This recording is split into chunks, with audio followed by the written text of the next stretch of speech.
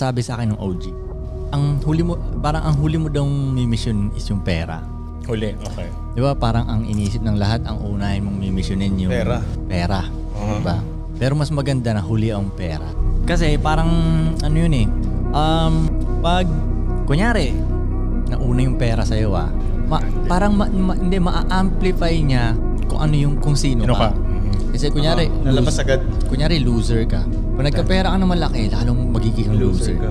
Kunyari sugarol ka, bigla nagkaroon ng perang malaki, magiging sugarol ka lalo. Na hindi mo pinaghirapan. Kunyari addict ka, nagkaroon kang perang malaki bigla, lalo kang magiging addict. So kung parang ang point niya doon, parang sarili muna. Kung astig ka na agad, ilang nagkapera ka pa, yun, lalo kang astig. Naigis mo, parang ganun. Kaya parang ang point niya doon, parang ayusin mo muna yung parang sarili mo. Yung parang karakter mo ba, yung pagkatao mo, yung pagkalalaki mo, yung pagka-G mo, ganun. Pero habang ginagawa mo